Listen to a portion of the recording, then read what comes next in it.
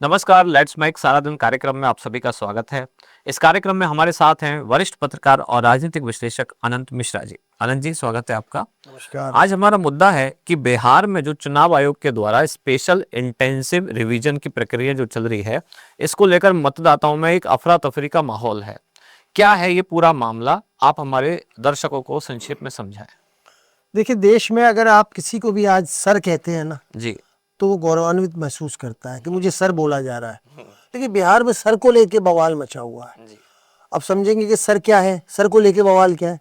Sir का मतलब है स्पेशल इंटेंसिव रिवीजन, गहन पुनरीक्षण। मतदाता सूची का जो गहन पुनरीक्षण है, वो कार्यक्रम चुनाव आयोग ने चलाया है। जी।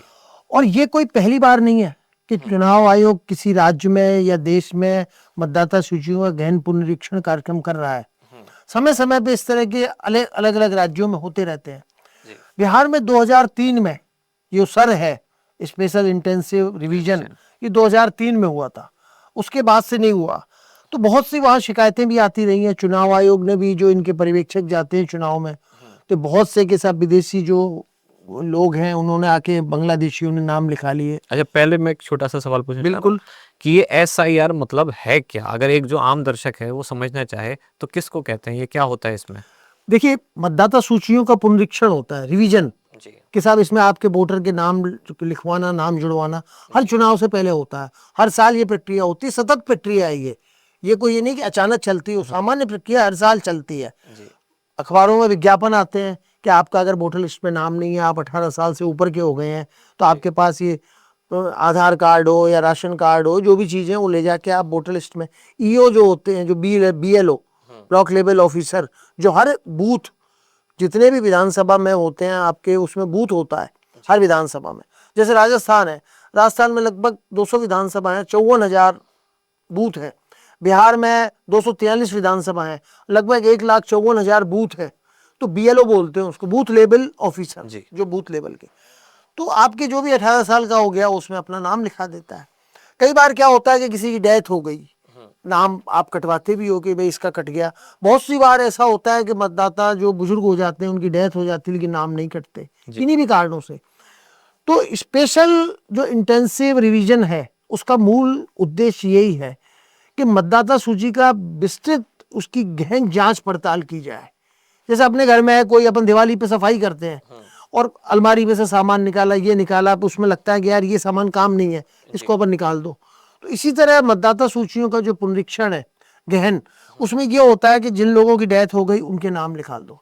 बहुत सी आपको ध्यान होगा, या इस तरह की जो प्रक्रिया है, खासकर यूपी बिहार, जहाँ के लोग बड़ी संख्या में बाहर रोजगार के लिए जाते हैं, देश में भी जाते हैं, विदेशों में भी जाते हैं। बिहार के लोग तो अमूमन पूरे देश में छाए हुए हैं। तो मान लो आपने बिहार में उनका नाम है और वो दिल्ली चले गए काम के लिए। दिल्ली में वोटर लिस्ट अगर बन रही है चुनाव में, उन्होंने वहां भी लिखा दिया। बहुत से लोग ऐसे होंगे जिनकी दो दो जगह है, यहाँ भी नाम है और वहां भी नाम है, हर राज्य में। तो चुनाव आयोग ने ये समझा कि अब बिहार विधानसभा के चुनाव नवंबर में होने वाले हैं, अक्टूबर नवंबर में। तो उन्होंने इस बार 2003 के बाद कोई असर नहीं हुई स्पेशल इंटेंसिव रिवीजन, तो चुनाव आयोग ने ये करने का किया।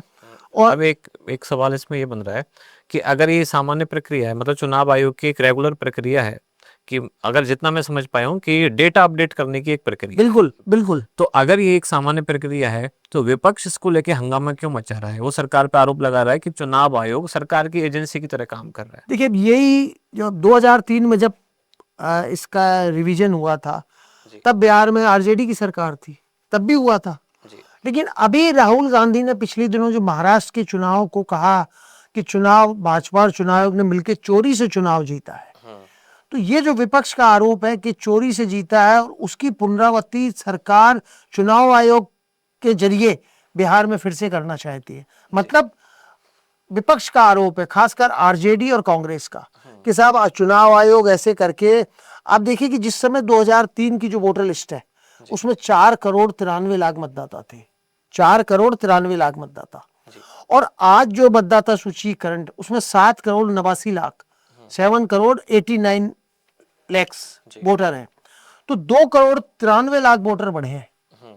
जिनके नाम 2003 की वोटर लिस्ट में थे, उनको चिंता करने की कोई जरूरत नहीं है। वो आएंगे जैसे फार्म भरने, हाँ भाई नाम इसमें था, और वो जो 4,93,00,000 जो वोटर थे उनकी मतदाता सूची वेबसाइट पे चुनाव आयोग ने डाल दी है, उनको घबराने की जरूरत नहीं है। दिक्कत उनकी है जिनका जन्म 1 जुलाई 1987 से पहले हुआ बिहार में, और 2003 की सूची में उनका नाम नहीं था। मतलब अगर जिस समय 1 जुलाई 30 जून को किसी का जन्म हुआ 87 में, तो जिस समय 2003 की मतदाता सूची थी उस समय वो 16 साल का था, उसका बाद में आया सूची में नाम, ये अपन मान लें। तो जो जिनका 2003 की सूची में बाद में नाम जुड़ा, उन लोगों के लिए है कि उनको जन्म प्रमाण पत्र, अपना राशन कार्ड है, कोई पेंशन अगर उनको मिल रही है, या उनका कोई जमीन के कागज है उनके, और उन्होंने 11 चीजें दी हैं चुनाव आयोग ने, उनमें से आपको जमा करानी है, और आपको कोई भागदौड़ नहीं करनी पड़ेगी। आपके जो BLO है वहां करीब 2.25 लाख लोगों को लगाया इस काम के लिए, और जुलाई से जो 26 जून को अधिसूचना जारी की थी, और 25 जुलाई तक ये काम चलेगा। काम शुरू हो गया है, और जितने वहां वोटर हैं 7 करोड़ कुछ है, उनमें से 21% लोगों ने वो फॉर्म भर दिए हैं। आप चाहो तो अपनी वेबसाइट पे डाउनलोड कर सकते हो और घर से बैठ के कर सकते हो, बिल्कुल। वरना जो BLO आएंगे आप उनको दे दो। तो जो लोग वैध मतदाता हैं उनको डरने की जरूरत नहीं है। जहां आपने सवाल उठाया कि विपक्ष को ये क्यों डर है, तो देखिए राजनीति में पिछले दिनों हमने कई बार देखा, विपक्ष ने कई बार ये आरोप लगाए कि साहब जो मशीन है EVM वो हैक कर ली जाती है। चुनाव आयोग ने या BJP ने या सरकार ने ऐसी तकनीक है कि उसको हैक कर लेते हैं। चुनाव आयोग ने 2-3 बार सभी राजनीतिक दलों को कहा कि आप आइए, उन्होंने डेमोन्स्ट्रेशन रखा कि आप अपने एक्सपर्ट को लेके आइए जो IIT के हैं, जो टेक्नीशियन हैं, जो इस कंप्यूटर की प्रणाली को जानते हैं, और उनको बताओ कि कैसे हैक हो सकती है। एक भी राजनीतिक दल नहीं गया, और चुनाव आयोग की परिसीमा के बाहर सड़क पे, संसद में वो आरोप लगाते हैं। मान लिया जाए 1 मिनट के चुनाव आयोग भारतीय जनता पार्टी से मिला हुआ है, विपक्ष का आरोप अगर सही मान लिया जाए तो जी, मैं फिर कह रहा हूं कि विपक्ष के आरोप को अगर सही मान लिया जाए, तो वही चुनाव आयोग जब चुनाव कराता है और हिमाचल में कांग्रेस जीत जाती है, तो वो चुनाव आयोग सही क्यों हो जाता है? अगर कर्नाटक में कांग्रेस की सरकार बनती है, अगर झारखंड में झारखंड मुक्ति मोर्चा की सरकार बनती है, अगर तमिलनाडु में DMK की सरकार बनती है, तो क्या वही चुनाव आयोग है? वहां BJP का खाता नहीं खुलता। बिल्कुल। तो हमको ये चुनाव आयोग निष्पक्ष संस्था है, और कांग्रेस भी बरसों तक इस देश में शासन में रही है, तो हमको संवैधानिक संस्थाओं पे, चुनाव आयोग हो, सुप्रीम कोर्ट हो, इस तरह की संस्थाओं को हमको सवालों के कटघरे में नहीं खड़ा करना चाहिए। और अगर मुझे लगता है कि चुनाव आयोग है गलत करता है, BJP तो आपको चुनाव में भाग नहीं लेना चाहिए। अगर आप चुनाव में भाग ले रहे हो और हिमाचल में आप जीतते हो, दिल्ली में आम आदमी पार्टी जीतती है तो सही है, पंजाब में आम आदमी पार्टी जीतती है तो सही है, और इस बार अगर आम आदमी पार्टी दिल्ली में हार गई तो कह के चुनाव आयोग ने हरवा दिया हमको। ये कोई भी राजनीतिक दल है, ये हम अगर ऐसी संवैधानिक संस्थाओं को कटघरे में खड़ा करेंगे तो ये लोकतंत्र कमजोर होता है। तो राहुल गांधी ने जो महाराष्ट्र में कहा था, RJD और कांग्रेस और ये सब मिलके अब इनका ये है कि साहब ये तो गलत हो रहा है, और इसमें 5-6 याचिकाएं सुप्रीम कोर्ट में लगी है। कुछ ने कहा ये सही हो रहा है, कुछ ने कहा कि ये गलत हो रहा है, इसके चुनाव आयोग ने जो आदेश निकाला है इसको रद्द किया जाना चाहिए। कल 10 जुलाई को इसकी मतलब सुप्रीम कोर्ट में सुनवाई है। सुप्रीम कोर्ट क्या निर्णय लेता है इस पे कांग्रेस, RJD, विपक्षी दलों को तब तक इंतजार करना चाहिए था। और अगर कोई खामी है, विपक्ष का मुख्य आरोप यह है कि साहब अगर चुनाव अक्टूबर-नवंबर में है, सितंबर में चुनाव की अधिसूचना जारी हो जाती है, तो ये जून-जुलाई में इनका करने का क्या मतलब है? इस प्रक्रिया को जनवरी में भी किया जा सकता था। चुनाव आयोग के बारे में जो विपक्ष के तर्क हैं, कुछ तर्कों में दम है कि अगर आपको चुनाव प्रक्रिया करनी है, गहन आपको करनी है, तो आप जनवरी से शुरू करते। लोगों के पास, किसी के पास जन्म प्रमाण पत्र है, पुराना निकलवाने में जाति प्रमाण पत्र, कई खामियां होती है, उसमें प्रक्रिया होती है। तो निश्चित रूप से चुनाव आयोग की मंशा अगर ठीक है, और वो आर्टिकल 326 संविधान में जो आर्टिकल है 326, इसके तहत चुनाव आयोग को अधिकार है पुनरीक्षण का, विशेष गहन पुनरीक्षण का, ये समय समय पे होती है, हर राज्य में होती है।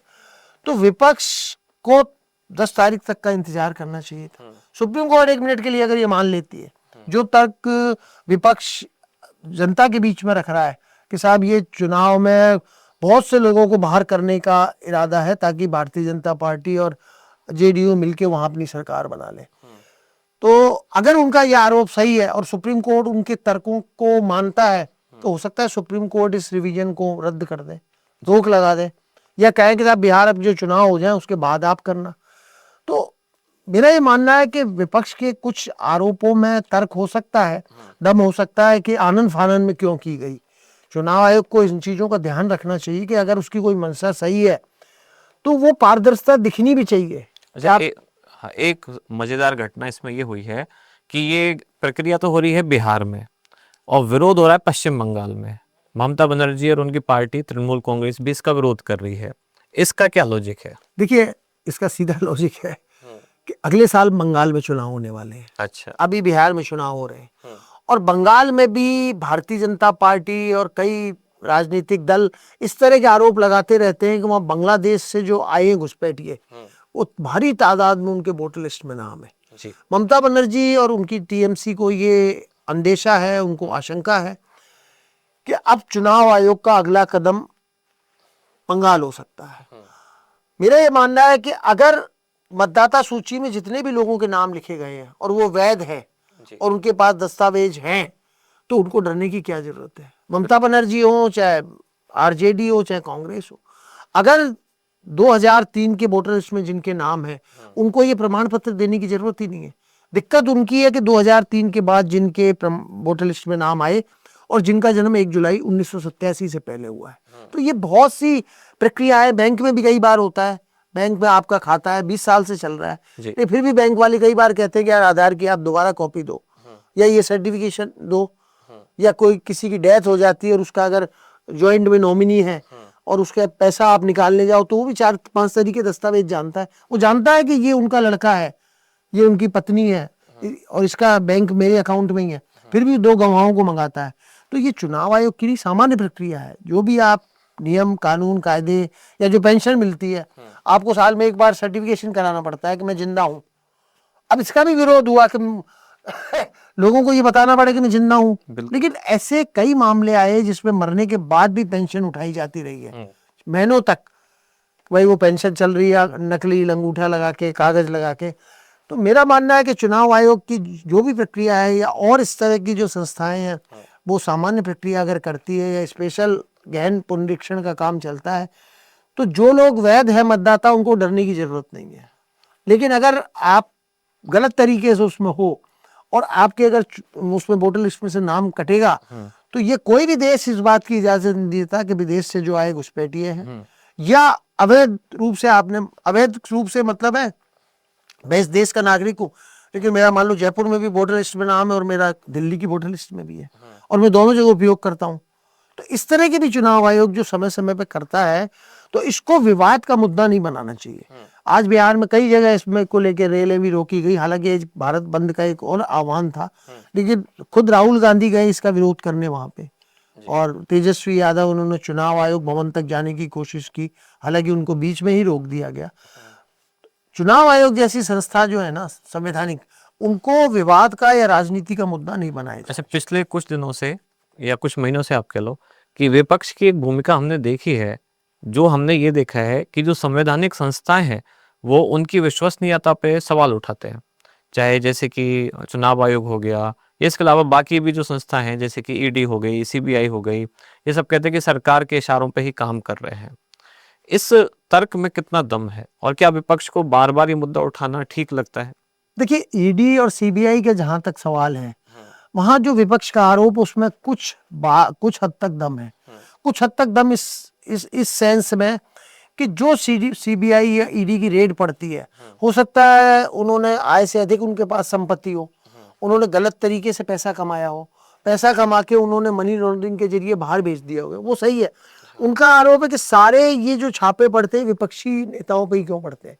क्या भारतीय जनता पार्टी के लोग दूध के धुले हुए हैं? और ऐसे लोग जो जिनके खिलाफ पहले कार्रवाई चल रही थी और उन्होंने अगर भारतीय जनता पार्टी का दामन थाम लिया तो उनके खिलाफ कार्रवाई बंद कर दी गई।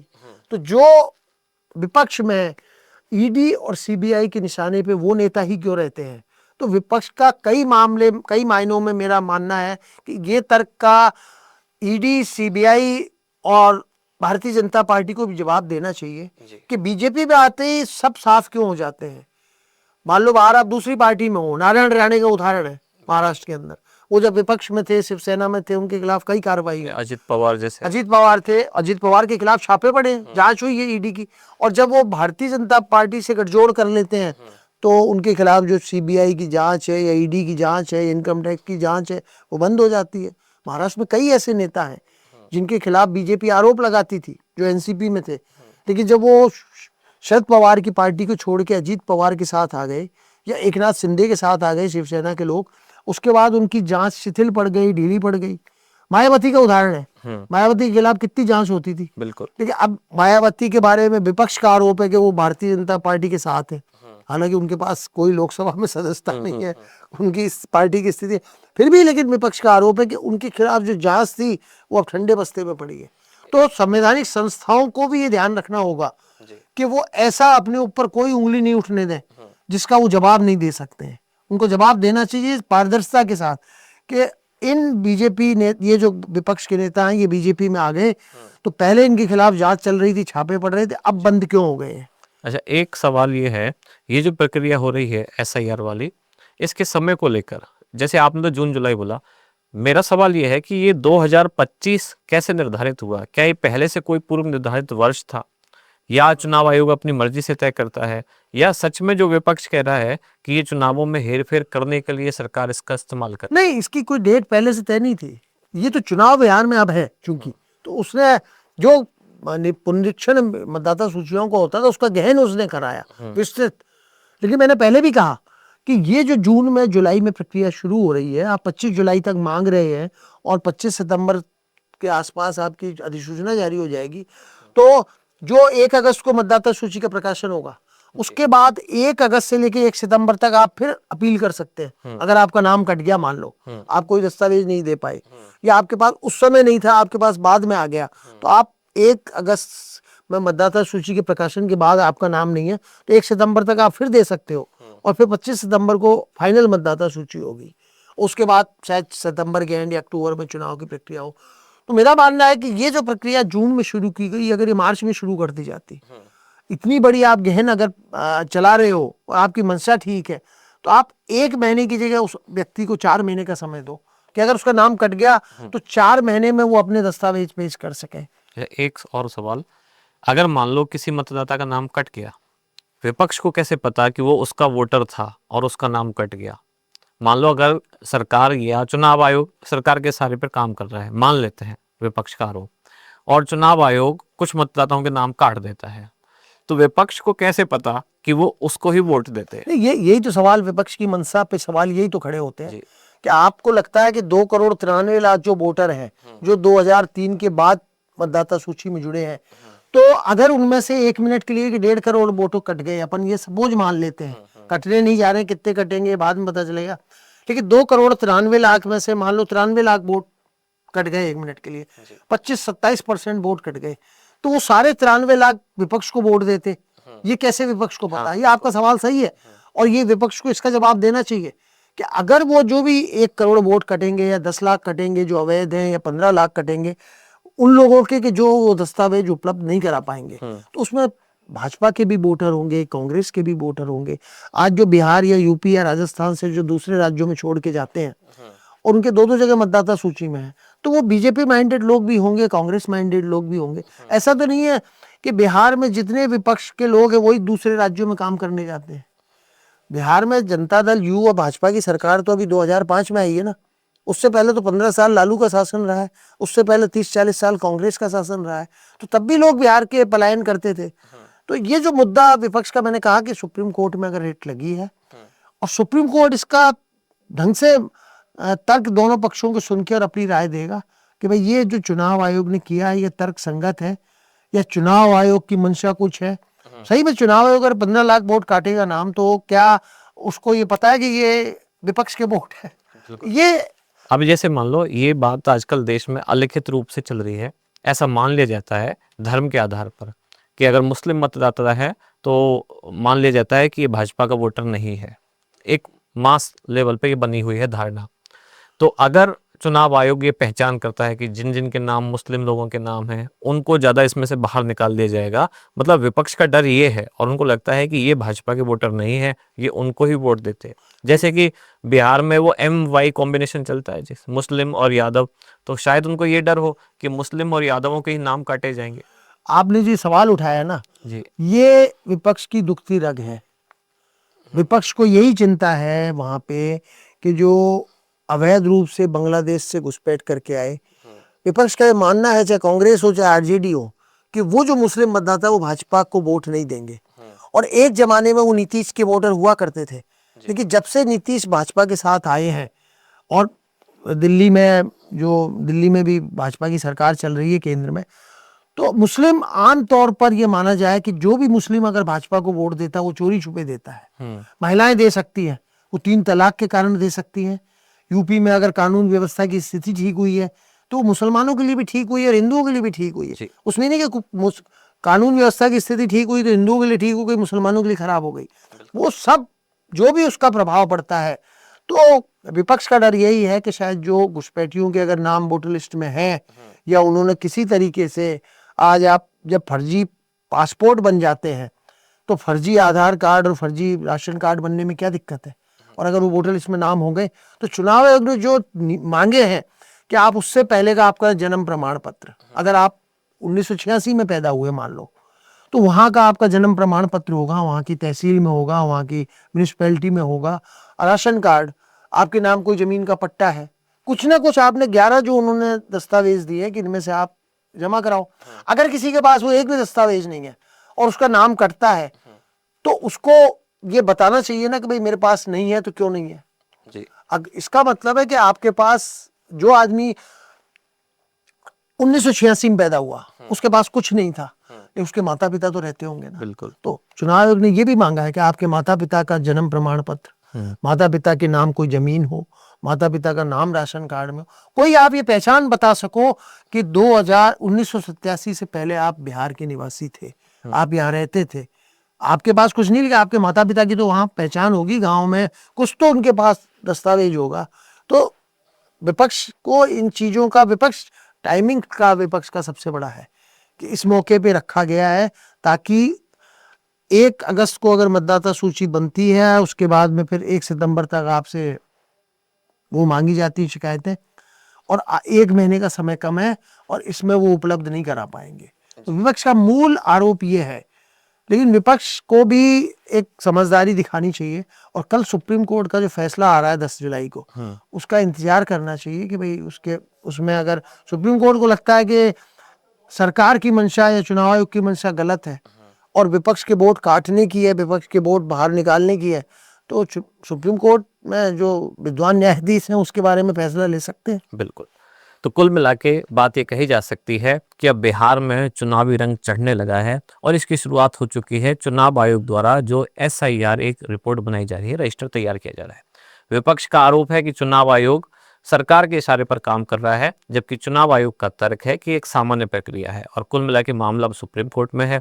कल इसका हो सकता है कि फैसला आ जाए। देखने वाली बात है सुप्रीम कोर्ट क्या फैसला देता है। तो अगर आपको हमारा कार्यक्रम पसंद आया है कमेंट्स में हमें जरूर बताएं। जुड़े रहिए लेट्स माइक के साथ। सर, आपका कार्यक्रम आने के लिए धन्यवाद। आप सुन रहे थे let's mike more than radio. Follow कीजिए हमें हमारे सोशल मीडिया प्लेटफॉर्म्स पर।